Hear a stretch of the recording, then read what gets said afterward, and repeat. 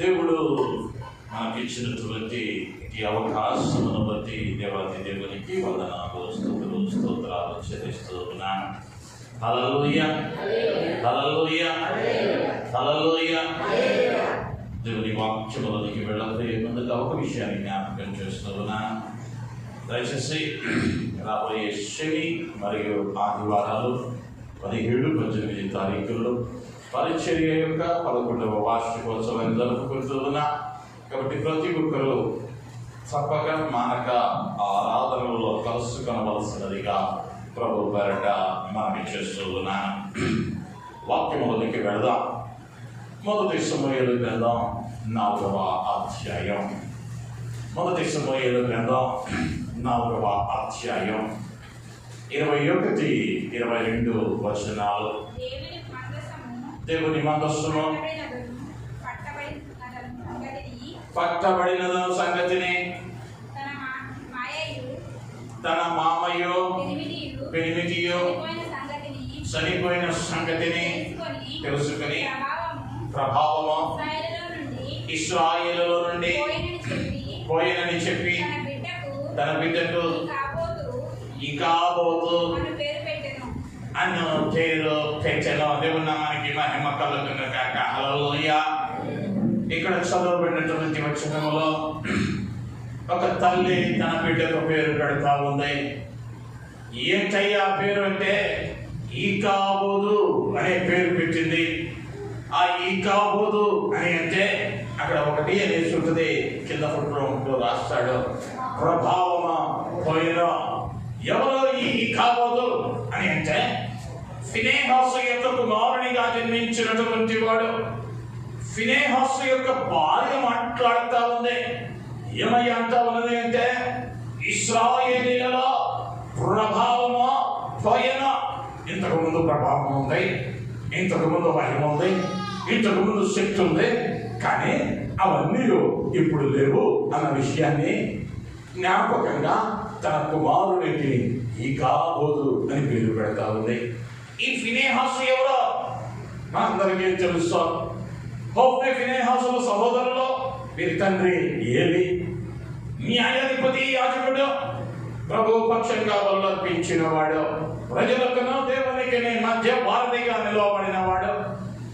అయితే ఈనాడు ఏమైందయ్యా అంటే ఆ యాజకుని కుటుంబంలోనే కనిన బిడ్డకు ప్రభావము పోయినదని ఆ ఇంటి కోడలో పేరు పెడుతూ ఉంది. పరిస్థితులు అలా ఉన్నాయి. ఎందుకయ్యా ఆమె ఫినెహాసు యొక్క భార్య ఇంతటి వేదనకరమైన బాధాకరమైన పేరు పెట్టిందో ఆ ముందున్న అధ్యాయాలను మనం చదవగలిగితే తెలిసింది. మొదటి సమూయేలు గ్రంథం 13వ అధ్యాయంలోకి వచ్చినప్పుడు తండ్రి అయిన దేవుడు సమూయేలును పిలుస్తూ ఉన్నాడు. కుమారుడా సమూయేలు, సమూయేలు. వెంటనే సమూయేలు ఏలి ప్రవక్త దగ్గరకు, ఏలి యాజకుని దగ్గరికి వెళ్తా ఉన్నాడు. అయ్యా నన్ను పిలిచావా? రెండవ పదవి వెళ్ళాక నన్ను పిలిచావా? ఇప్పుడు యాజకునికి అర్థమైంది దేవుడు సమూయేలుతో మాట్లాడడం ఉద్దేశించాడు. ఇప్పుడు చెప్పమన్నాడు. నా ఏలినవాడా, నా యజమానుడా, నీ దాసుడు ఆలపించుచున్నాడని నువ్వు పలకమన్నాడు. ఈ 3వ పర్యాయం నేర్చుకున్నాడు. ఈ సమూయేలు అప్పటికి బాలుడు, చిన్నవాడు, ఎవరు మాట్లాడుతూ ఉన్నారో కూడా గ్రహించలేని స్థితిలో ఉన్నవాడు. అయితే ఈ చిన్నవాడితో ప్రభు మాట్లాడాడు. మాట్లాడి చెబుతూ ఉన్నాడు, నేను ఏలిని, ఏలి కుటుంబాన్ని నాశనము చేయబోతూ ఉన్నాను.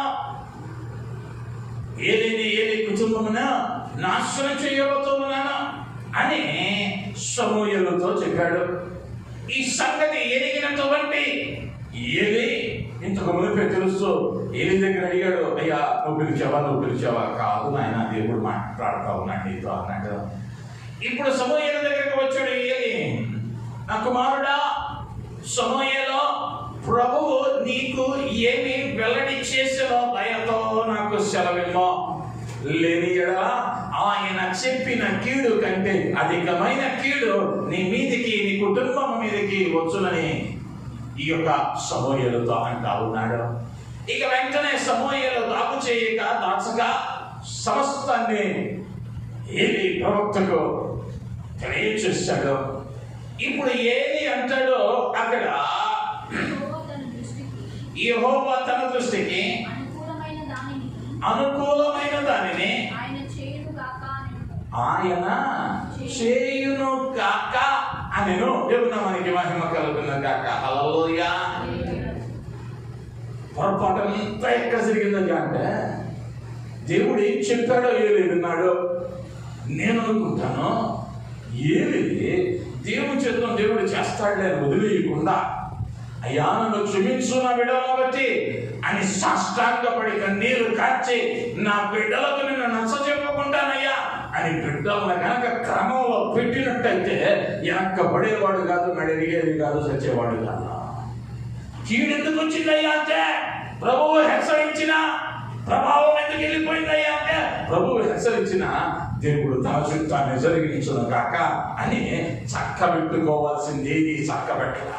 దీపం తీసుకెళ్లి గాలిలో పెట్టాడు, దేవుడే చూసుకుంటాడని కూర్చున్నాడు. వేదనకరమైన పరిస్థితుల్లో నీకు ఇప్పుడు నెట్టబడ్డారు. యుద్ధం వచ్చింది. మొదటి ఈ యుద్ధంలో జరుగుతున్నటువంటి మొదటి దినం యుద్ధంలో 3,000 మంది చచ్చిపోయారు.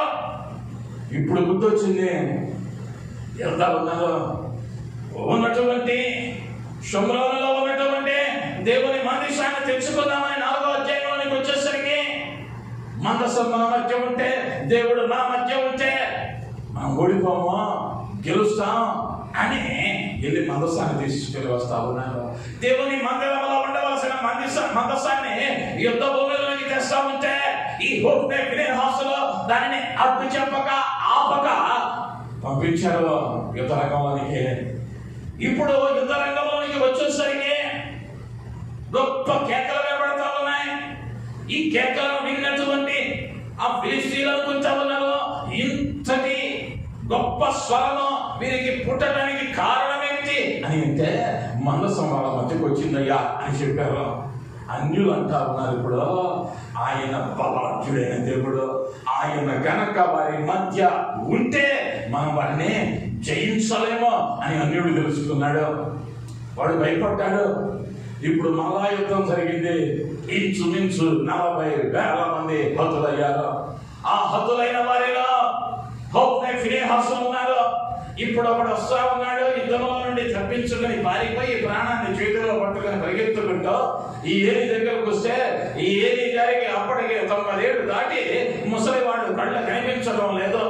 ఇప్పుడు ఫినెహాసు దగ్గరకు ఇక ఈ ఏలీ దగ్గరకు వచ్చి చూస్తా ఉన్నాడు, అయ్యా నీ కుమారులిద్దరూ చచ్చిపోయారు, మనిషిలో చలనం లేదా? ఇప్పుడు చూస్తా ఉన్నాడు, మందసము కట్టబడిన మందసం అన్యులు తీసుకెళ్ళిపోయారయ్యా అనగానే వాడు వెనకకు పడి మేడ విరిగి స్థూలకాయుడగుట చేత పడి చచ్చిపోయాడు. ఇప్పుడు ఈ సంఘటనలన్నీ విన్నటువంటి ఫినెహాసు భార్య అంటా ఉన్నది, ఇప్పుడు ఇశ్రాయేలీల మధ్య ప్రభావం వెడలిపోయింది. ఈనాడు అనేక పర్యాయాలు మన జీవితాలలో ఆయన ప్రభావం కనిపించడం లేదు. మనలో నుండి మనలో ఉండవలసిన ప్రభావం ఏమైపోతున్నది అంటే వెడలిపోతూ ఉన్నది, మనల్ని విడిచి వెళ్ళిపోతూ ఉంది. ఒక ఇంటికి ఎవరినైనా ఆహ్వానించావు, ఆతిథ్యం ఇచ్చావు, చక్కని పిండి వంటలు తినుబండారాలు పెట్టావు, అన్ని బాగున్నంత వరకే వాడు ఆ ఇంటిలో ఉంటాడు. నువ్వెంత ఆప్తుడవైనా, నువ్వెంత దగ్గర వాడివైనా, నువ్వు బొమ్మను లేక పొగ పెట్టావనుకో నువ్వు చెప్పకుండానే వెళ్ళిపోతాడు వాడు. ఎందుకయ్యా అంటే వానికి అనుకూలమైన పరిస్థితి అక్కడ లేదన్న విషయాన్ని గ్రహించాడు. కాబట్టి ఇప్పుడు నీతో ఉంటానన్న ప్రభువు, మీ మధ్య ఉంటానన్న ప్రభువు ఆయన ఉండటానికి ఆమోదయోగ్యమైన పరిస్థితులు నీ జీవితంలో ఉండాలి. నీ జీవితంలో ఉండాలి. ఉంటే ఆయన నీతో ఉంటాడు, లేకపోతే నీ నుండి ఆయన ప్రభావము వెళ్ళిపోతూ ఉంది. ఆయన ప్రభావము వెళ్ళిపోతూ ఉంది. గత వారం విన్న వాగ్దాన సందేశం, ఆయన మీ మధ్య ఉన్నాడు. ఆయన మీ మధ్య ఉన్నాడు. ఆయన మీ మధ్య ఉంటే ఆయన ప్రభావం ఉంటుంది. కానీ అనేక పర్యాయాలు వింటా ఉన్నాం, కానీ విశ్వసించలేకపోతా ఉన్నాం. విశ్వసిస్తే కార్యాన్ని చూడగలం. గత వారం మీలో ఎంతమందికి ఆ వాక్యం ప్రయోజనకరంగా ఉందో నాకైతే తెలియదు, కానీ ఒక వ్యక్తిని బ్రతికించింది ఆ వాక్యం. ఒక వ్యక్తి చనిపోవటానికి వెళుతూ ఉన్న వ్యక్తిని సావు నుంచి తప్పించింది దేవుని మాట. గత వారం సోమవారం ఉదయం ఒక ముస్లిం సహోదరుడు ఫోన్ చేస్తా ఉన్నాడు. నిద్ర లేచిన వెంటనే, అన్నా నాది క్రైస్తవ కుటుంబం కాదు, ఒక ముస్లిం కుటుంబం నుంచి జన్మించాను. నేను దేవుడిని అంగీకరించాను, నా ఇంట్లో ఒక బైబిల్ పెట్టుకున్నాను. నేను ఊరు కాని ఊరిలో పని చేయటానికి వెళ్ళాను. ఆ సమయంలో నా గదిని వెతికారు. నా ఇంట్లో వాళ్ళు బైబిల్ ఉందని చూశారు. పిలిచారు నన్ను ఊరు నుంచే. అన్నారు, బైబిల్ కావాలంటే, ప్రార్థన కడతానంటే ఇంటి నుంచి వెళ్ళిపోమన్నారు. ఆ తమ్ముడు అన్నాడు, నేను వెళ్ళిపోవటానికైనా సిద్ధమే, యేసును మాత్రం విడిచిపెట్టను అన్నాడు. తన దగ్గర ఉన్నటువంటివి ATM కార్డులో డబ్బు మొత్తం తీసేసుకున్నారు. ఒట్టి చేతులతో బయటపడ్డాడు ఇంటిలో నుంచి. ఊర్లో ఉంటే చంపేస్తామన్నారు. ఈ జిల్లాలో తెలియదు. స్టేషన్లో కూర్చున్నాడు. రాత్రి 11 గంటల సమయం. ఆ తమ్ముడు ఎవరో నాకు తెలియదు. ఆ తమ్ముడిని ఈ రోజుకి నేను చూడాల. ఒక్క పర్యాయం ఫోన్లో మాట్లాడాను గత వారం సోమవారం మాత్రమే. ఆ తమ్ముడు యూట్యూబ్ తీశాడంట. ఒక్కసారి ఓపెన్ చేస్తే ప్రభువు నీతో ఉన్నాడు అన్న మాట కనిపించిందంట. నాతో ఉన్నాడా లేడా అని వాక్యం తెరిచాడు. ఉన్నటువంటి 45 నిమిషాలు ఏదైతే మాట్లాడానో ప్రతి మాట చెప్పగలిగిన స్థితిలో ఆ 5 పాయింట్లను నాకు చక్కగా చెప్పి, అన్నా చచ్చిపోదామని వచ్చా, స్టేషన్కి చచ్చిపోదామని వచ్చా, కానీ ఆయన నాతో ఉన్నాడని నువ్వు మాట్లాడిన మాట నన్ను ఇప్పుడు నాలో ధైర్యం ఇచ్చిందన్నా. నేను ఇప్పుడు చచ్చిపోను, నేను తిరిగి నా పనికి వెళ్తాను. 40 లక్షల మంది ఇశ్రాయేలు జనాంగంతో ఉన్న దేవుడు నాతో ఉంటాడని నమ్మకం కలిగింది అన్నాడు. ఎవరయ్యా అంటే అన్యుల కుటుంబంలో నుంచి వచ్చిన వాడు. నిన్న కాకమన్న దేవుడిని తెలుసుకున్నాడు. సిగ్గుపడతామనా? సిగ్గు రావద్దా? రోషం రావటంలా 40 ఏళ్ల విశ్వాసం, 50 ఏళ్ల విశ్వాసం, వీడికి రోజుకు ఒక మారు మనసు, వారానికి ఒక బాప్తిస్మం కావాలి. ఎన్నిసార్లు ఆ వైరాగ్యం రావటం వల్ల, భయం రావటం వల్ల, అందుకని దేవుని కార్యాల్లో చూడటం వల్ల ఆయన ప్రభావం నీలో నుంచి వెడలిపోతుంది. నా దేవుడు ప్రభావం కలిగిన వాడే, నీటిని ద్రాక్షారసంగా మార్చగలిగిన సమర్థుడే. ఆయనకు అసాధ్యమైనది ఏది లేదో. చచ్చిపోయిన లాజరును బ్రతికించిన దేవుడు నీ జీవితాన్ని బాగు చేయలేడా? నీ కన్నిటిని తడవలేడా? నీ ఇంటిలో సమృద్ధిని ఇయ్యలేడా? సాయపద గుప్పుడు పిండితో 3 సంవత్సరాలు పోషించాడే. నీ చిన్న ఆదాయం నిన్ను ఆశీర్వాదంలోకి నడిపించదా? ఇంకా ఎందుకు ఏడుపు?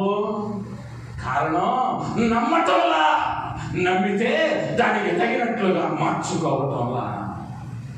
ఇక బోధు ప్రభావము వెళ్ళిపోయిన ఏలి బాధ్యత కలిగిన వానిగా కుటుంబం చక్కబెట్టుకొని ఉంటే ఆశీర్వాదకరంగా మాట్లాడుకునేవాడు. ఇప్పుడు వెనక్కబడి మెడ విరిగి చావవలసిన అవసరం లేదు. వినేహాసులో చేయవలసిన పని జాగ్రత్తగా చేసి ఉంటే యుద్ధంలో చచ్చిపోయినటువంటి దౌర్భాగ్యమైన పరిస్థితి రాదు. అయితే అనేక పర్యాయాల్లో ఆయన ప్రభావం నీతో ఉంచాలని నా దేవుడు నీరు కలుస్తూ ఉంటే నీ కొరకు ప్రాణం పెడితే అనేక పర్యాయాలు మనం ఏమైపోతూ ఉన్నామని అంటే ఆనాటి ఇశ్రాయేలు జనాంగం వలె ఆ ప్రభావము మన నుంచి వెడలిపోవటానికి అనేకమైన కార్యాలను చేస్తా ఉన్నా. ఈ దినమున కొన్ని కార్యాలు ఆనాటి న్యాయాధిపతుల దినాలలో ప్రభువు ఎందుకు వారి మధ్య నుండి ప్రభావం తీసివేశాడో కొన్ని కార్యాలు మనం ధ్యానిద్దాం. ఆ కార్యాలు మనలోనికి రాకుండా జాగ్రత్త పడగలిగితే ఆయన ప్రభావం నీతో ఉంటుంది, ఆయన నీతో ఉంటాడు, నీలో గొప్ప కార్యాలు చేస్తాడు. హల్లెలూయా, హల్లెలూయా. న్యాయాధిపతుల గ్రంథంలోనికి వెళ్దాం. 17వ అధ్యాయం 6వ వచనం. ఆ దినములలో ఇశ్రాయేలులకు రాజు లేడు, ప్రతి వాడును తన ఇష్టానుసారముగా ప్రవర్తించుచు వచ్చును. 21వ అధ్యాయం 25వ వచనం. అదే మాటలు రాస్తాడు అక్కడ కూడా. ఆ దినములలో ఇశ్రాయేలీయులకు రాజు లేడు, ప్రతి వాడును తన ఇష్టానుసారంగా ప్రవర్తించుచు వచ్చును. దేవుని నామానికి మహిమ కలుగునుగాక. హల్లెలూయా. ఇశ్రాయేలీయుల నుంచి ప్రభావము వెడలిపోవటానికి కారణం ఏమైందయ్యా అంటే, వారికి రాజు లేకపోయేసరికి, నాయకుడు లేకపోయేసరికి, చెప్పేవారు లేకపోయేసరికి వారు ఏం చేశారయ్యా అంటే తమ ఇష్టము చొప్పున వారు చేస్తూ ఉన్నారు.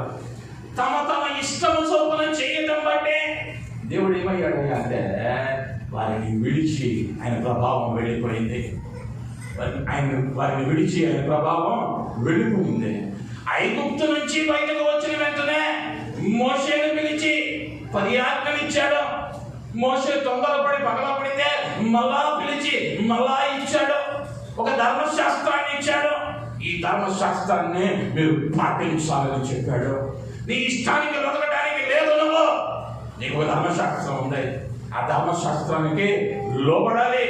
ఆ ధర్మశాస్త్రములోని ఆజ్ఞలను మీరు కైకొనాలి అని మోషే చేత ఇశ్రాయేలీయులకు ఆజ్ఞాపించాడు. ఇవి మీ కంఠములకు భూషణముగా ధరించమన్నాడు. మీ తరువాతి తరములకు వీటిని వినిపించమన్నాడు, తెలియచేయమన్నాడు. ఖచ్చితంగా చెప్పేశాడు ఎలా బ్రతకాలో. ఇప్పుడు ఏమయ్యారు అంటే ధర్మశాస్త్రాన్ని పక్కన పెట్టారో, మోషే చెప్పిన మాటలను పక్కన పెట్టారో, ముందున్న పెదవుల్లో చెప్పిన మాటలను పక్కన పెట్టి వీళ్ళు ఏమయ్యారు అంటే తమ ఇష్టము చొప్పున జీవిస్తూ ఉన్నారు. ఇక వీరికి ఎవరో చెప్పగలదో, ఎవరు చెప్పినా వీరు వినే స్థితిలో లేరు. దేవుడు చెబితేనే వినే రకంగా లేదు. ఇక్కడ దేవుడు మోషే ద్వారా ధర్మశాస్త్రాన్ని ఇస్తేనే మాతో నేరుగా మాట్లాడలేదుగా. మాతో మాట్లాడినప్పుడు అన్నీయో చక్క పెట్టుకునేదామని ఈనాటి భక్తులు మాట్లాడుతూ ఉన్నారు. ఏం కావాలి అంటే ఇంటికి వచ్చి యేసుక్రీస్తు వార్తలు పెట్టి, అయ్యా అమ్మా నీ తప్పు చేస్తూ ఉన్నావు అని ఆయన వచ్చి చెప్పినా నేను అనుకుంటాను, నాది కాదయ్యా, నాది కాదు, నువ్వు పొరపాటు చేసుకున్నావు. ఈరోజు భక్తి ఏంటయ్యా అంటే యేసుక్రీస్తుకి భక్తి నేర్పుతాం. యేసుక్రీస్తుకి భక్తి నేర్పే భక్తిలోనికి వెళ్ళిపోయాం. ఎందుకయ్యా ప్రభావం వెళ్ళిపోయింది అంటే ప్రభువు ఒక చట్టాన్ని ఇచ్చాడు. ఆ చట్టానికి లోపడకుండా జనం ఏం చేశారయ్యా అంటే తమ ఇష్టము వచ్చినట్లుగా. భక్తుడు అన్నాడు, కాపరి లేక గొర్రెలు చెదరిపోతా ఉన్నాయి. కాపరి లేక గొర్రెలు చెదరిపోతూ ఉన్నాయి. ఒక దేశానికి నాయకుడు లేకపోతే ప్రతివాడు నాయకుడే. ఒక ఇంటిలో సరి అయిన నాయకత్వం లేకపోతే, లేదా కుటుంబములకు యజమానిగా ఉన్నవాని మాట కుటుంబం వినకపోతే కుటుంబం దేవుడు అక్కడ ఉండడు. కుటుంబానికి యజమానుడు ఎవరినయ్యా దేవుడు పెట్టాడంటే పురుషుడిని పెట్టాడు. పురుషుడిని పెట్టాడు. నువ్వు కొడుకు సంపాదించేటువంటి అక్రమంలో కావచ్చు, ఇంట్లో నీవెవరు అయ్యా అంటే నీ యజమానుడికి భార్య మాత్రమే. అబ్రహాము శాపం అందే. నేను ఎప్పుడు చెబుతా, 75 ఏళ్లలో సౌందర్యవతి అమ్మగారు మేకప్ వేయలా, బ్యూటీ పార్లర్కి వెళ్ళాలా. అంతటి సౌందర్యవతి అబ్రహాం గారి దగ్గర వచ్చి, నా యజమానుడా, నా యజమానుడా అంటా ఉన్నది. నా పెనిమిటి అలా నా యజమానుడు. యజమానుడు అని ఎవరినంటామయ్యా అంటే వారి కింద బానిసగా ఉంటే, వారి కింద పనివానిగా ఉంటే ఆ మాట అంటావు. దాని ఎంతగా తగ్గించుకుంటా. అందుకనే శారమ్మ గొప్ప భక్తురాలైంది. ఇప్పుడు ఇల్లు ఆశీర్వాదకరంగా ఉండాలి అంటే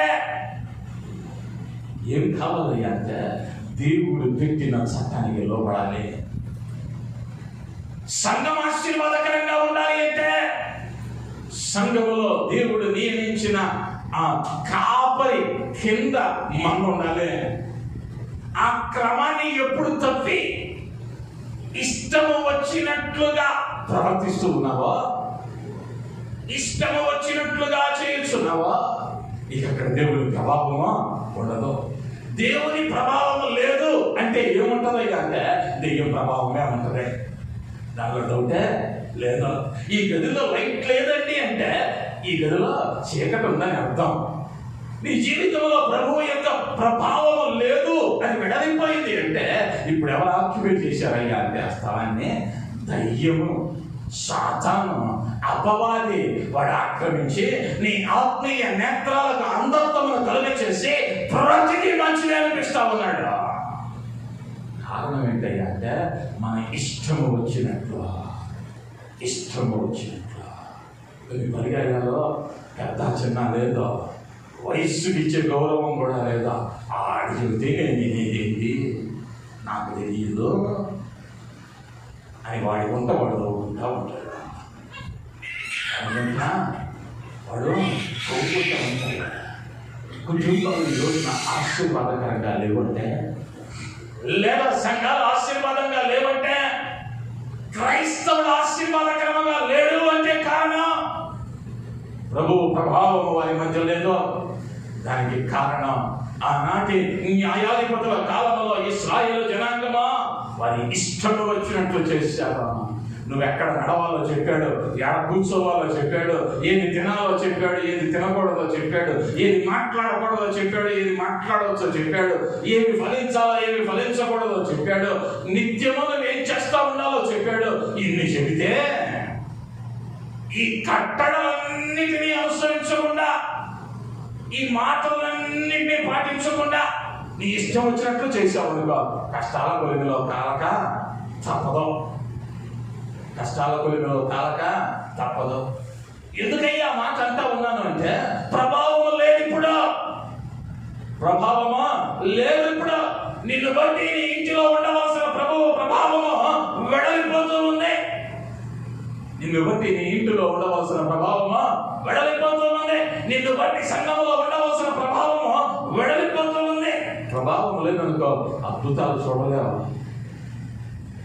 నువ్వు పోస్తా ఉంటే వస్తా ఉండదు, ఆకాశం తెరవబడదు, సముద్రం పాయలవుదాము. ఏం కావాలయ్యా ఇన్ని జరగాలి అంటే ఆయన ప్రభావము మన మధ్య ఉండాలి. ఆయన ప్రభావం మన మధ్య ఉండాలి అంటే నువ్వేం చేయాలి అంటే ఆయనకి ఇష్టంగా నడవాలి. నీ ఇష్టము వచ్చినట్లు కాదు. నీ ఇష్టము వచ్చినట్లు నడిచే నడతలు పక్కన పెట్టే, అది నువ్వైనా నేనైనా ఒకే చట్టం. నేను అనేక పర్యాలు జ్ఞాపకం చేస్తా ఉన్నాను. ఆయనకి ఇష్టమైన నడత నీవు నేను నడవాలి. నేను తప్పితే నాకు లెక్క, నువ్వు తప్పితే నీకు లెక్క. కానీ వేదన ఏంటంటే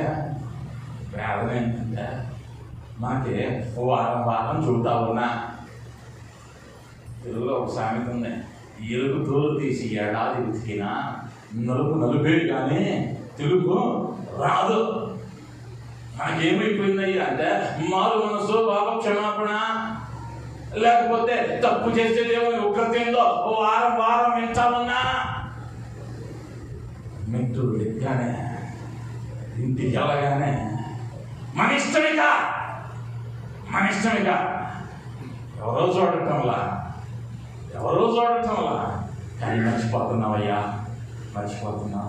నిన్ను చూసే దేవుడు అక్కడున్నాడని మర్చిపోవద్దు. ఆయన ప్రభావం నీతో ఉందని మర్చిపోవద్దు. నీవు గనక ఒకవేళ నీ ఇష్టం వచ్చినట్టు చేసావా, ఆయన ప్రభావం నీ నుంచి వెళ్ళిపోయింది. నీకు కోట్లు ఉండొచ్చా, ఏది కూటికి రాదు. ఆయన ప్రభావం అవసరం, ఆయన చల్లని చూపు అవసరం, ఆయన దయగలిగినటువంటి కృప నీకు నాకు అవసరం. అది ఉండాలి అంటే ఆయనకి ఇష్టంగా నీ బ్రతుకును మార్చుకోవాలి. ఆయనకి ఇష్టమైన మార్గంలో నడవాలి. నీకు ఇష్టమైన మార్గాన్ని ప్రక్కన పెట్టాలి. ఇశ్రాయేలు చేసిన తప్పదే. ప్రభావము వారి నుంచి వెళ్ళిపోవడానికి కారణం వారికి రాజు లేడు. కానీ రాజు లేని కాలంలో నీవు లేవు. చెప్పేవారు లేని కాలంలో నువ్వు లేవు. నీకు దైవజనుడిని ఇచ్చాడు. దైవజనుడి ద్వారా నిత్యము మాట్లాడుతూ ఉన్నాడు. నిత్యము మాట్లాడుతూ ఉన్నాడు. ఏకనైనా ఇష్టము వచ్చినట్లు చేయటం మానే బైబిల్ చెప్పినట్లు చేస్తే, బైబిల్ చెప్పినట్లు చేస్తే నీ కొరకు నా ప్రభువు తెరిచి ఉంచిన ద్వారాలో, ఆ ద్వారాలలో నువ్వు ప్రవేశించే నిత్యము ఆనందగానమే, నిత్యము ఆనందగానమే. ఆ ఇల్లు ఎలా ఉంటుంది అంటే, ఆయన ప్రభావం ఉంటే అది ఒక చిన్న పరలోకం, అది ఒక చిన్న పరలోకం. అక్కడ ఏమి వినిపిస్తాయి అంటే నిత్యము స్తుతి గానాలు వినిపిస్తాయి. ఆయన లేకపోతే ఏమి వినిపిస్తాయి అంటే టీవీలో ఏడుపులు, సినిమా పాటలు, వింత వింత సౌండ్లు వినపడతాయి. ఎప్పుడయ్యా అంటే ఆయన లేడు. ఆయన అంటే హల్లెలూయా, స్తుతి మహిమ ఎల్లప్పుడూ ఆయనకే చెల్లిస్తాం. ఆదివారం చెల్లించి దాన్ని దాచిపెట్టుకొని వారం అంతా కొద్ది కొద్దిగా వాడుకుంటానంటే ఇదేమి ఇంట్లో ఉన్న నూనె కాదు. ఒక దోశకు ఒక కొట్టేద్దాం, ఈ వారం అంతా వేద్దామంటే ఎప్పటిది అప్పటికే. ఏ దినపు కీడు ఆ దినానికే చాలు. తెలిసి ఇష్టానుసారంగా జీవిస్తా ఉన్నామేమో. ఇశ్రాయేలు నాశనం అయిపోయారు. గొప్ప భక్తుడండి ఏలీ, సామాన్యుడు కాదా. ఇశ్రాయేలు జనాంగము మొత్తానికి ఒకడే యాజకుడు, న్యాయాధిపతి. ఆ దినాలలో ఎవడు పాపం చేసిన ఏలీ పాదాల దగ్గరికి వెళ్ళాలి, ఒక బల పశువును తీసుకొని వెళ్ళాలి, ఏలీయే దానిని వదిలించాలి. అంతటి వానికే శిక్ష చేశాడే దేవుడు. నీవు నేను ఏమాత్రం, నీవు నేను ఏమాత్రం, నీ భక్తి నా భక్తి ఏమాత్రం. మరి నువ్వు నేను ఇంకెంత జాగ్రత్తగా ఉండాలి. మరి ఆయనకి ఇష్టమైన లేదా ఆయనకి ఇష్టానుసారంగా నడవటం మనం నేర్చుకోవాల్సిన అవసరం ఎంతైనా ఉంది. రెండవదిగా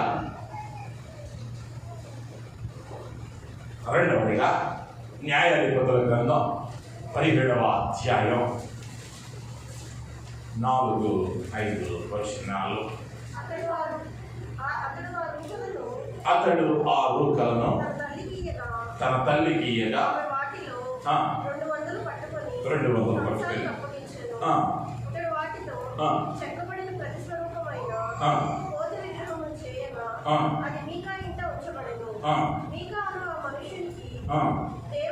పట్టుకొని మరియు అతడు ఎఫోదును ఉపదేవతలను చేయించి తన కుమారులలో ఒకటి ప్రతిష్ఠింపగా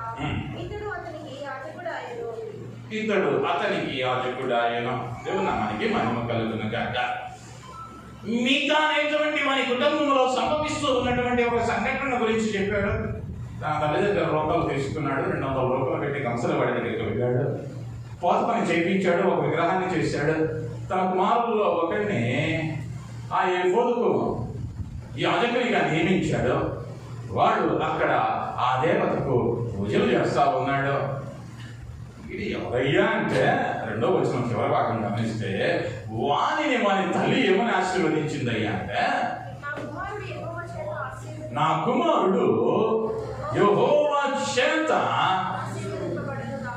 ఆశీర్వదింపబడును కాక అని తల్లి దీవించి డబ్బులు ఇస్తే ఈ దుర్మార్గుడు ఏం చేస్తా ఉన్నాడయ్యా అంటే వాటిని తీసుకెళ్ళి దేవుడు ఆశీర్వదించిన దాన్ని తీసుకెళ్ళి కంసలు అని చేతిలో పెట్టి ఒక విగ్రహాన్ని చేయించుకొని ఈడో కుడి కట్టి దానిలో దీన్ని పెట్టి తన కుమారులలో ఒకటి దానికి యాజకునిగా చేసి ఇప్పుడు ఇక్కడ కొత్త దేవుడిని ప్రతిష్ఠించాడు. అంటే దేవునికి ఇవ్వవలసిన స్థానం మరి దానికి ఇచ్చేసాడు. ఇక్కడ ఏమైందయ్యా అంటే దేవునికి ఇవ్వవలసిన స్థానము మరి దానికి ఎప్పుడైతే ఇవ్వటం జరిగిందో దేవుని ప్రభావం వెళ్ళిపోయింది. దేవుడికి ఇవ్వవలసిన స్థానం ఇవ్వకుండా మరి దానికి ఇచ్చి విగ్రహారాధనకు ఎప్పుడైతే చోటు వచ్చిందో దేవుని ప్రభావం వెళ్ళిపోయింది. ఈ మీకా తల్లి వేదనతో ఎంత కష్టపడి కూర్చుకుందో ఆ సొమ్ము కొడుకు చేతిలో పెడితే యెహోవా దీవిస్తాడని ఆశీర్వదించి పంపితే వీడేమయ్యాడు అంటే భ్రష్టుడు అయ్యాడు, విగ్రహారాధికుడు అయ్యాడు.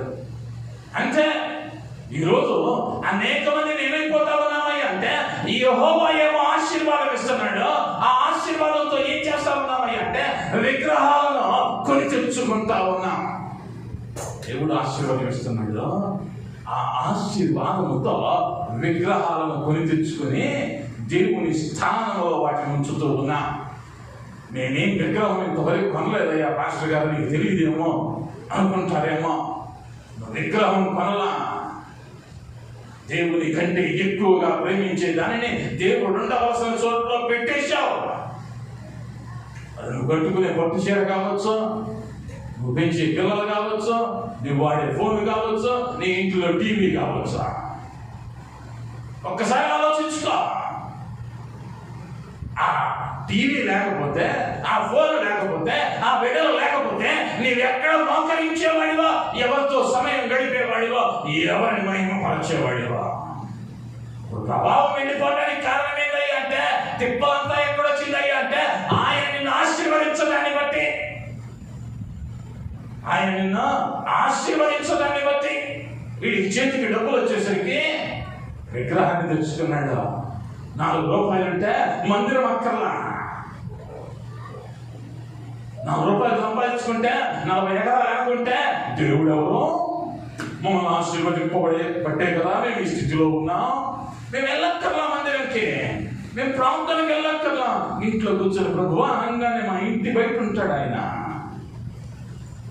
ఏం కొని తెచ్చుకుంటున్నాడయ్యా అంటే శాపాన్ని కొని తెచ్చుకుంటా ఉన్నాడు, విగ్రహాలను కొని తెచ్చుకొని ఇంట్లో పెట్టుకుంటా ఉన్నాడు.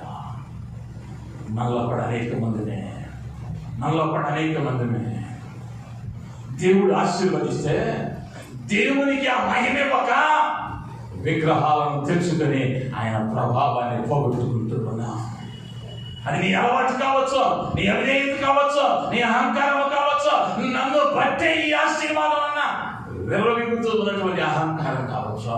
అది ఏదైనా అది ఏ వస్తువైనా ఒకవేళ దేవుని దగ్గరికి రావడానికి నీ బిడ్డలే ఆటంకంగా ఉన్నారేమో, ఒకవేళ నీ ఇంటిలో ఉన్నటువంటి పని ఆటంకంగా ఉందేమో, లేదా నీవు పెళ్లి చేసుకోవడమే ఒక ఆటంకమేమో దేవుని దగ్గరికి రావటానికి. కానీ మర్చిపోతా ఉన్నావు, నువ్వు కొని తెచ్చుకున్నావు. దేవుడు నిన్ను ఆశీర్వదించాడు, నువ్వు ఫలించాలని వివాహం చేశాడు. నీవు 3 పూటలా భుజించాలని చక్కని ఉద్యోగం ఇచ్చాడు, నీ నోట నవ్వు ఉండాలని సంతానం ఇచ్చాడు. వీటన్నిటిని నువ్వేం చూసుకున్నావు అంటే విగ్రహాలుగా మార్చుకున్నావు. ఆ డబ్బుతో జలసాలు చేయొచ్చు, నాకు ఉందలే అని ఏం చేసావయ్యా అంటే కంసరి వారి దగ్గరికి వెళ్ళి విగ్రహాన్ని చేసుకుని ఇంటికి తెచ్చే కుమారుని దాన్ని యాజకునిగా చేశాడు. ఇప్పుడు ఏమైందయ్యా అంటే ప్రభు చూశాడు, ఇక్కడ నేను ఉండకూడదు. ఆయన ప్రభావము వెడలిపోతా ఉంది. మొదటిగా ఎప్పుడైనా ఆయన ప్రభావం వెడలిపోతూ ఉన్నది అంటే ఇష్టానుసారంగా ఇశ్రాయేలు జనాంగం జీవించారో ఆయన ప్రభావం వెడలిపోయింది. నీవు కూడా లేఖనాలకు లోబడకుండా ఇష్టానుసారంగా జీవించావా, అక్కడ నా ప్రభువు యొక్క ప్రభావం ఉండదు అంటే సాతానుడు నీ మీద ప్రభావం చూపించేవాడిగా ఉంటాడు. దానిలో ఎటువంటి అనుమానం లేదు. రెండవదిగా విగ్రహారాధన. దేవుడు ఉండవలసిన చోటులో దేవుని ఆశీర్వాదముతో విగ్రహములను చేసుకుంటూ ఉన్నా. జాగ్రత్త. ఏది నిన్ను దేవుని దగ్గరకు రాకుండా ఆటంకపరుస్తా ఉంది, ఆ విగ్రహాన్ని తీసి చెత్తకప్పులేసే. ఆయన ప్రభావం నిన్ను విడిచి వెళ్ళకముందే, నీవు పడి సావక ముందే, గట్టిగా చెబుతూ ఉన్నా, నీవు పడి సావక మునిపే ఆ విగ్రహాన్ని తీసేయి. ఆయన ప్రభావం అలా నీ ఇంట్లో ఉంటుంది. కీడు నీ ఇంటిలోనికి రాకముందే ఆ వ్యసనాన్ని వదిలేసేయి. ఆ పాపాన్ని విడిచిపెట్టు, ఆ అలవాటుని విడిచిపెట్టు, ఆ క్రియలను చేయడం మానివే. ప్రభావం నిలిచి ఉన్నదే, ఆయన మహిమను చూస్తాం. మూడవదిగా న్యాయాధిపతుల గ్రంథం 20వ అధ్యాయం 20వ వచనం. న్యాయాధిపతులు 20.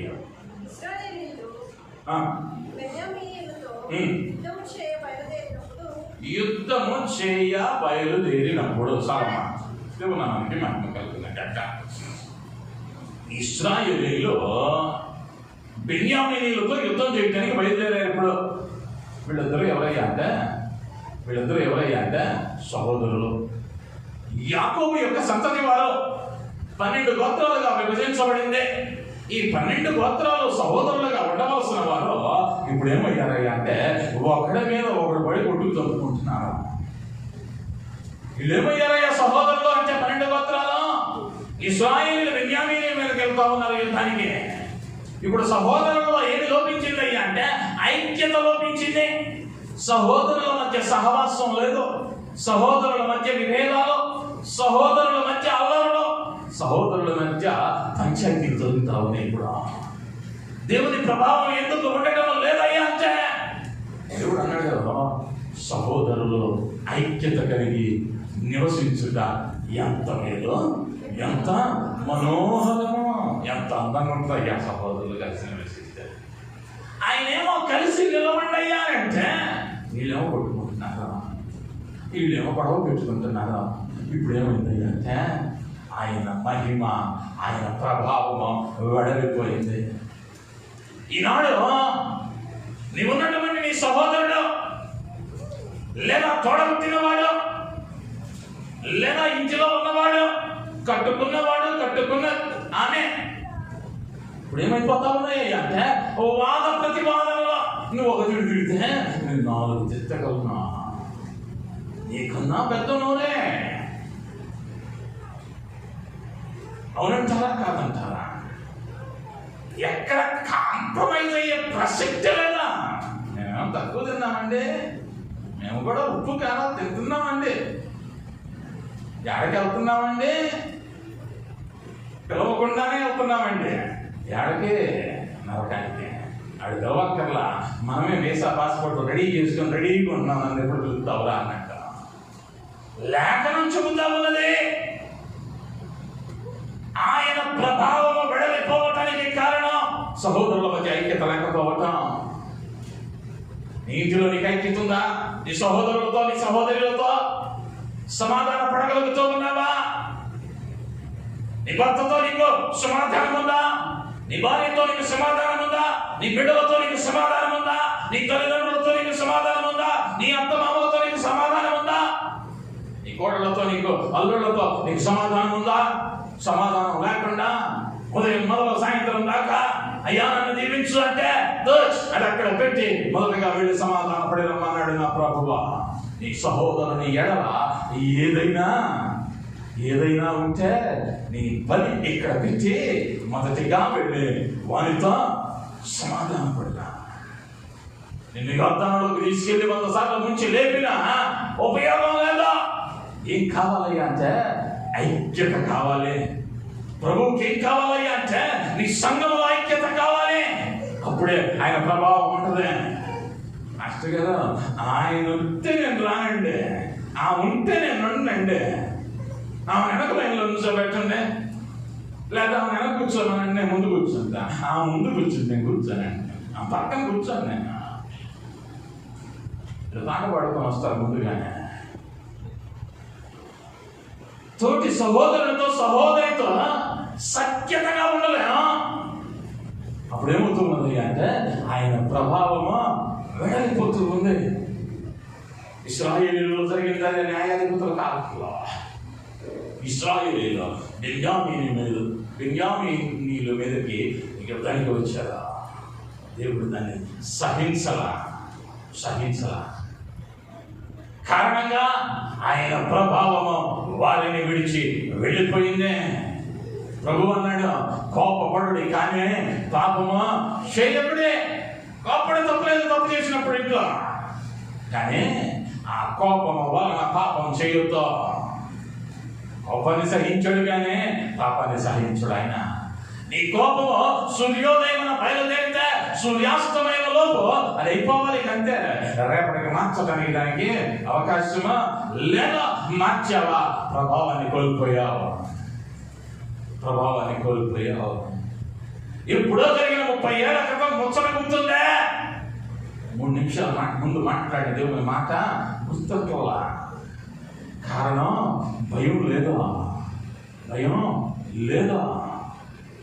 ఆయన ప్రభావం నీలో ఉండాలంటే, ఆయన ప్రభావం ద్వారా జరిగే గొప్ప కార్యాలు నీలో జరగాలి అంటే, నీ కుటుంబంలో, నీ సంఘంలో, నీ స్నేహితులలో, నీ బంధువులలో నీకేం కావాలి అంటే ఐక్యత కావాలి. ఐక్యత కావాలి.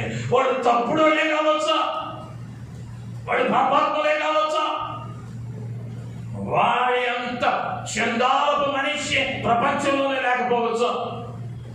నువ్వు కాదు న్యాయం తీర్చాల్సిందే. నువ్వు కాదు న్యాయం తీర్చాల్సిందే. న్యాయం తీర్చువాడు యెహోవాయే. నేను ఎందుకు ఉంచాడయ్యా ఆ బంధువర్గంలో సభ్యునిగా అంటే, నీ ద్వారా నన్నా వాళ్ళు మారుతారనే, నీ ద్వారా నన్నా వాళ్ళు మారుతారనే అక్కడికి తీసుకెళ్ళి వెళ్ళాడు. నేనంటే నీ పనులు చేయటం మానేసి సొంత పెత్తనాలు చేస్తే కుక్క అవ్వడానికి బదులు గాడి తెలిసిందనుకో, ఒళ్ళంతా ఇక్కడ కొట్టించుకున్నాక అర్థం కాలేదు అనుకుంటా. సహజంగా రాత్రులు దొంగ వస్తే ఏడవాలి అంటే కుక్క అవ్వాలి. కుక్క అరిసిందనుకో యజమానుడు లేచి దొంగ ఎత్తుక్కుంటాడు. ఆ రోజు కుక్కకు రోగం వచ్చింది, అరవల గాడి దొరుకుతూనే ఉంది. యజమానుడు లేచాడు, అరవమాకు అన్నాడు. ఇది ఏమలా విశ్వాసం చూపుదాం అనుకుంది, తన పని కాదది, అరుపుతానే ఉంది. వాడికి నిద్ర పాడైంది. వీడు అనుకోవాలా దొంగ వచ్చాడని మంచి కర్ర తీసుకొని ఇలా కొట్టుడు కొట్టాడంట. నిన్ను దేవుడు ఎందుకు ఉంచాడో ఆ పని మాత్రమే చెయ్యి, ఆ పని మాత్రమే చెయ్యి. సమాధాన పడదా, తను తాను తగ్గించుకునే వాడు హెచ్చింపబడిన. నేను తగ్గను అన్నావా? ఆయన తొక్కాడా? ఇంకా రావడం జాకీలో ప్రేమలు కూడా పనికిరావు. ఎందుకయ్యా హెచ్చరిస్తా ఉన్నాను అంటే, నువ్వు ఆశీర్వదింపబడాలన్న ఆశ, నువ్వు దీవింపబడాలన్న వాంఛ తప్ప మరి ఒకటి కాదు, మరి ఒకటే కాదు. ఇశ్రాయేలులో ప్రభావం పోయింది ఐక్యత లేకపోవడం వల్ల. నీ కుటుంబంలో ఐక్యత ఉందా? సంఘంలో ఐక్యత ఉందా? నీ తోటి వారితో నీవు పని చూస్తూ ఉన్న స్థలంలో నీకు ఐక్యత ఉందా? నీకు అన్యాయం చేస్తా ఉండొచ్చు, నీ ప్రమోషన్ వాడు దొంగిలించవచ్చు, కానీ నువ్వంత సమాధాన పడాల్సిందే. ఎందుకయ్యా అంటే ఆయన పెట్టిన చట్టం అట్లాంటిదే. నా నిమిత్తము ప్రజలు మిమ్మల్ని హింసించి నిందించి మీ మీద అబద్ధముగా చెడ్డ మాటలలో పలుకున్నప్పుడు మీద ధన్యలో సంతోషించి ఆనందించదే. ఆయన చట్టం వేరు. నేను తిడతారు, కొడతారు, హింసిస్తారు, దూషిస్తారు, కానీ నువ్వు పల్లెత్తు మాట అంటానికి లేదయ్యా. సంతోషపడడం, ఆనందపడడం, నీ ప్రతిఫలం అధికం కాబోతా ఉంది. నువ్వు ఇప్పుడు తగ్గావని నేనే తగ్గాల ప్రతిసారి తగ్గు, రేపు హెచ్చరించబడతావు, రేపు హెచ్చరించబడతావు. నీ శత్రువుగా ఈ రోజు ఉన్నోడికి ఒక రాయి వచ్చిద్దాము కిరీటంలా నీకు 100 రాళ్ళు కడతాడా? తగ్గు, తప్పులేదా? వెళ్ళగలిగినటువంటి కిరీటం నీకు ధరించుకోవాలి అంటే ఇప్పుడు తగ్గాల్సిందే. ఇప్పుడు తగ్గనన్నావు అనుక ఒళ్ళు తగ్గించుకోవడానికి అయితే వాకింగ్ చేయవచ్చు, తిండి కంట్రోల్ చేసుకోవచ్చు, కానీ నీలో ఉన్నటువంటి ఆ ఇది తగ్గాలి అంటే నా ప్రభువు పాదాల మీద పడాల్సిందే. ఆ పడితే నీవు దాసునిగా ఉంటావే తప్ప యజమానునిగా ఉండటానికే ప్రయత్నించు. నేనే పైకెక్కాలంటే, నేనే ముందుండాలంటే, నేనే చెయ్యాలంటే అన్న ఆశ రాదా? నిన్న ఒక సహోదరునితో మాట్లాడా, నా ఆనందానికి అవధులు లేవా? ఆ సహోదరుడు అన్నాడు, నిన్న కాక మొన్న వచ్చాడు దేవుళ్ళకి, నాకేం ఆశలు ఇవ్వండి మాస్టర్ గారు. ఒక ఇల్లు కొందామనో, ఒక పొలం కొందామనో, డబ్బు ఉంది, డబ్బు లేనివాడు కాదు, నాకు ఏ ఆశ లేదండి. నా ఆశ అంతా దేవుని గురించి ఇంకా నేర్చుకోవాలండి. ఒక నీళ్ళ కుటుంబం నుంచి వచ్చాడన్నా, నిన్న కాక మన దేవుడిని తెలుసుకున్నాడన్నా.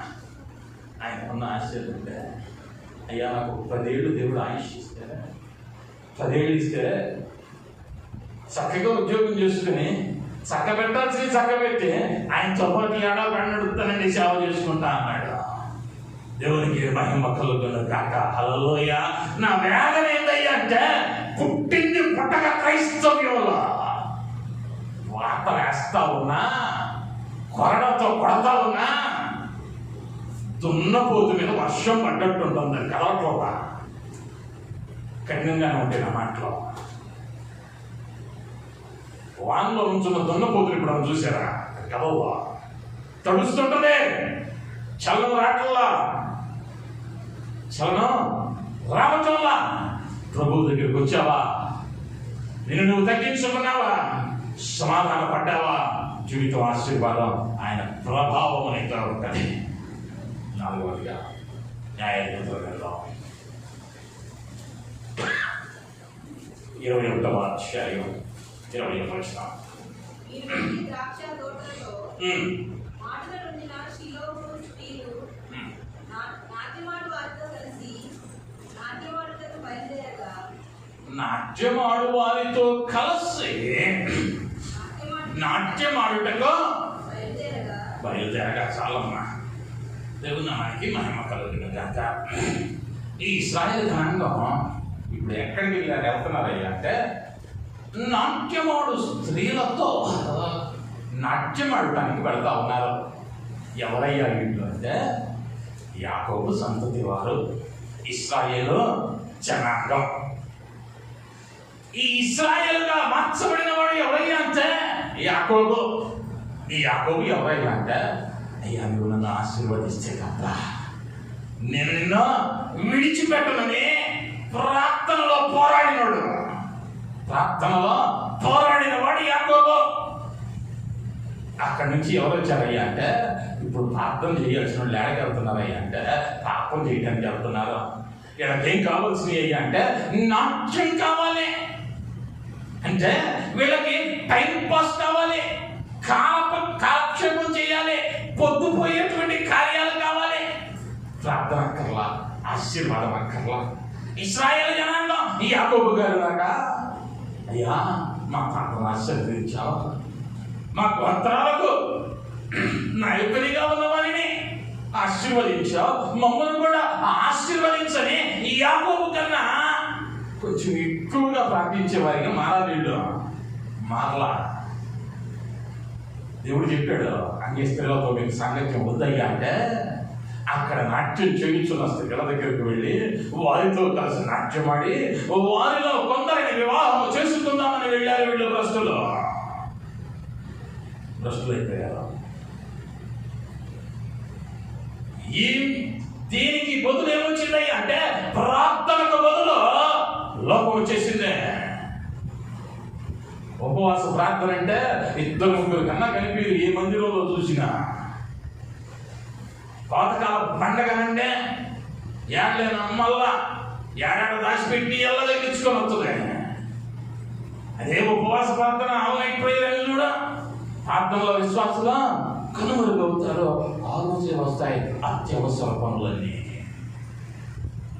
ప్రభావం ఏడుంటుంది? ప్రార్థన ఉంటే ప్రభావం ఉంటుంది.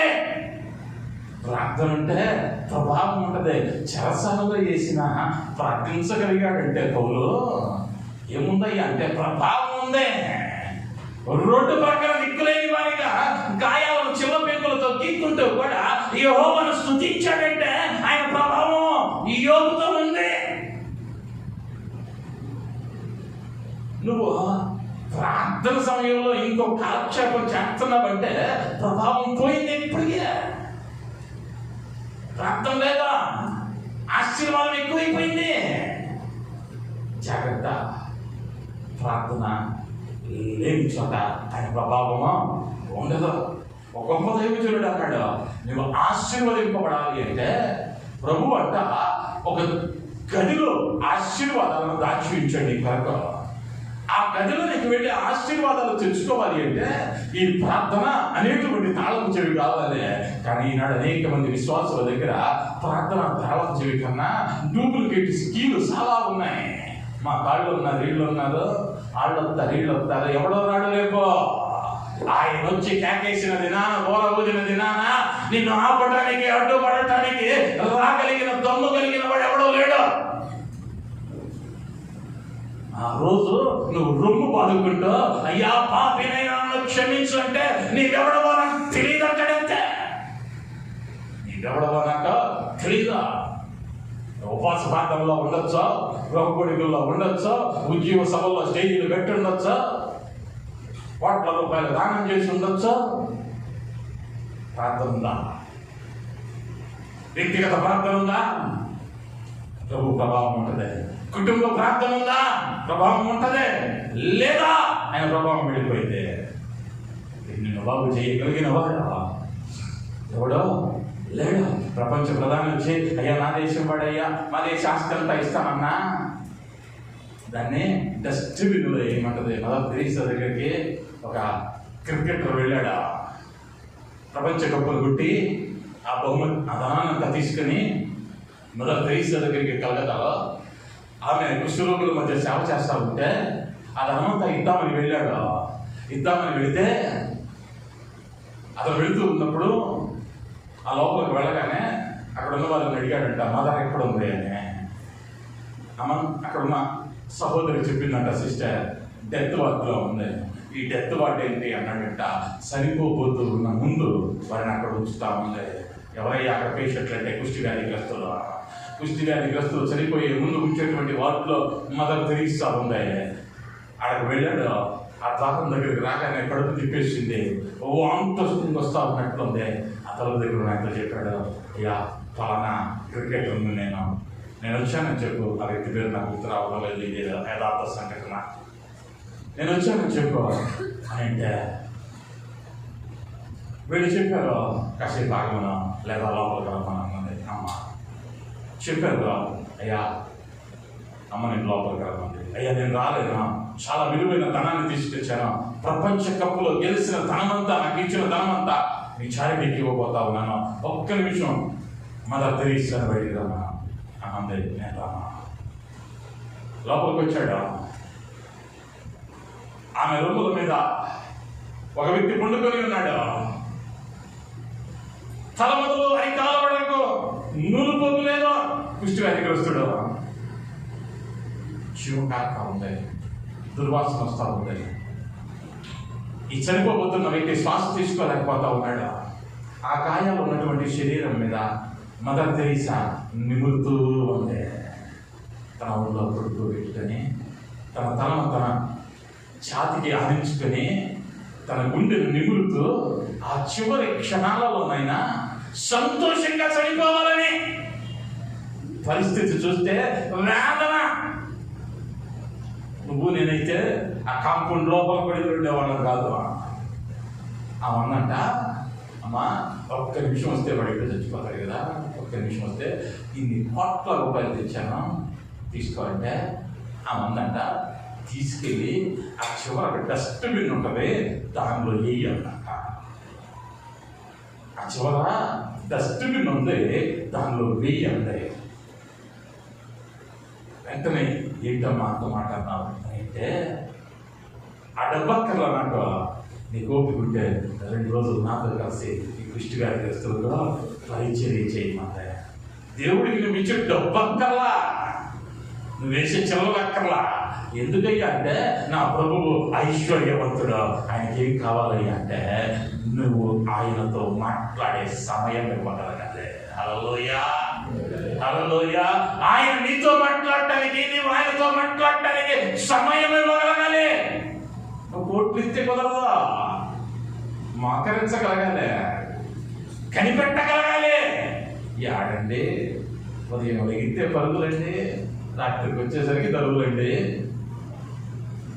పొద్దున పనులన్నీ ముగించుకొని ఇప్పుడు ఎంత మిగిలిందో లెక్కలు వేసుకునేసరికి తెల్లారిపోతుంది. ప్రార్థనకి సమయం లేదు. ఇక ప్రభావం ఉండమంటే ఎటు నుంచి వస్తుంది? ప్రార్థన లేదు, ప్రార్థన లేదు. ప్రార్థన చేయవలసిన వారు నాట్యాల కోసం వెళ్ళారు. నాట్యం ఆడదామని వెళ్ళి ప్రభువు ప్రభావాన్ని పోగొట్టుకున్నారు.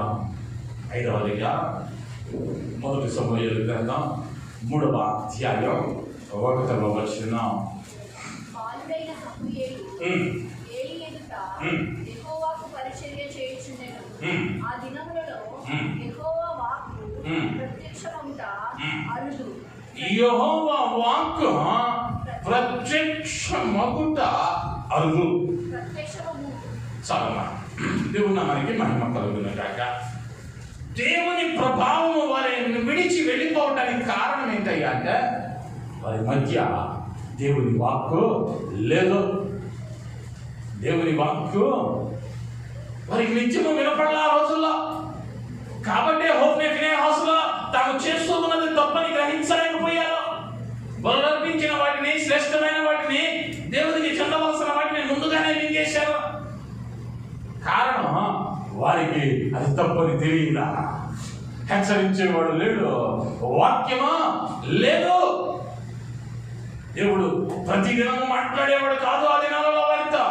కన్నీతో మాట్లాడుతూ ఉన్నాడు, గడియ గడియతో నేను హెచ్చరిస్తూ ఉన్నాడు.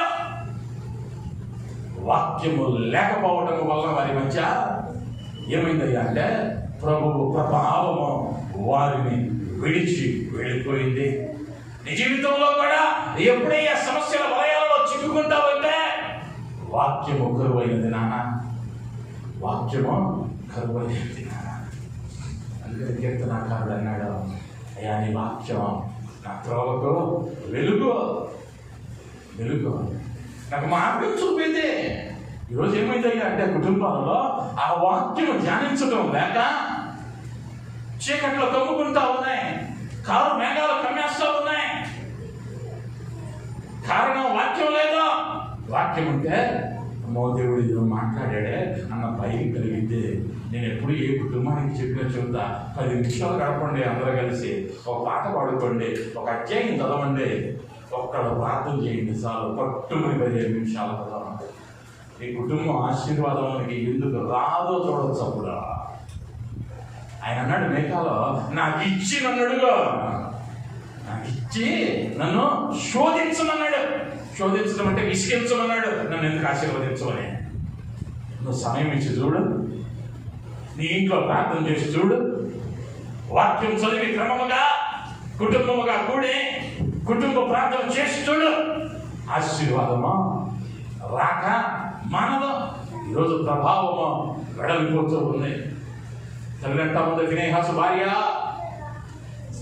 ఈ కావదు, ప్రభావము వెడలిపోయిన, ప్రభావము వెడలిపోయింది, ప్రభావము పోయింది. ప్రభావం పోయిన తర్వాత ప్రయోజనం లేదు, ప్రయోజనం లేదు. వెళ్ళిన ప్రతి పని అపజయమే, వెళ్ళిన ప్రతి యుద్ధము అపజయమే. కట్టుకున్న భర్త చనిపోయాడు, బిడ్డనిచ్చినటువంటి మామ చచ్చిపోయాడు. ఇప్పుడు విధవరాలు సాయం చేసే చెయ్యలేదు, సాయం చేసే చెయ్యలేదు. అనేక పర్యాయాలు మనం అన్ని పోయిన తర్వాత గ్రహిస్తాం. కానీ అటువంటి అంధకారమైన కాలంలో ప్రభువు నిన్ను పెట్టలా. అందుకని భక్తుడు అన్నాడు, దుర్దినములు రాకముందే, దుర్దినములు రాకముందే నీ సృష్టికర్తను స్మరణకు తెచ్చుకో, సృష్టికర్తను స్మరణకు తెచ్చుకో. ఇప్పుడు కొన్న కీడు చాలవాకిగా దీనిలోంచి బయటికి రావాలి అంటే ఆయన ప్రభావం మనలోనికి రావాలి. ఆయన ప్రభావం మనలోనికి రావాలి అంటే నీ ఇష్టాన్ని ప్రక్కన పెట్టి ప్రభువు ఇష్టాన్ని చేయడానికి నేను అప్పగించుకోవాలంటే ఒకటే చట్టం, నీ ఇష్టాన్ని ప్రక్కన పెట్టుకొని. అందుకని అపోస్తలుడైన పౌలు అన్నాడు, ఆయన ప్రభావం నాతో పాటు ఉండి నేను మాట్లాడుతూ ఉన్న చోటల్లో మారు మనసు అనుభవాలకుండా జనులు కడిలింపబడాలి అంటే నేనేం చేయాలి అంటే సమస్తాన్ని గంటతో సమానంగా ఎంచుకోవాలి, సమస్తాన్ని గంటతో సమానంగా ఎంచుకోవాలి. అప్పుడే ఆయన ప్రభావం నాతో ఉంటుంది. నేను మాట్లాడిన మాట అనేక హృదయాలను కదిలించిందని పౌలుకు తెలుసు. అందుకని గంటతో సమానంగా ఇచ్చాడు.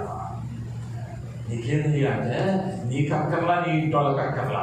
అందుకనే అపోస్తలుడైన పౌలు పెంటగా ఇచ్చిన దానిని మనం పంటగా ఇచ్చుతా ఉన్నాం. అది ఉంటే చాలు, అది ఉంటే చాలు. ఇప్పుడు ఏం కరువైందయ్యా అంటే జ్ఞానం కరువైంది. నా జనులు జ్ఞానము లేక నశించిపోతారు. నాదమ్మ, నీ ఇష్టాన్ని పక్కన పెట్టి ప్రభు ఇష్టానికి చోటిచ్చావా? ఆయన యొక్క ప్రభావము నీ మధ్య ఉంటుంది. ఆయన ప్రభావం అంటే ప్రతిరోజు పండగే, అదొక చిన్న పర్లోకమే. నిత్యము గణపతి గానాలే, గొప్ప విందు భోజనాలే కానాల వివాహంలో ఉన్నట్లుగా ఏ లోటు ఉండదా? ఎంతమంది వచ్చినా లేదు నేను చెప్పి మాట లేదు. కరువు వచ్చినా పోషించబడతావు, ఉపద్రవం వచ్చినా తప్పించబడతావు, అవమానం వచ్చినా ధైర్యంగా నిలవబడతావు.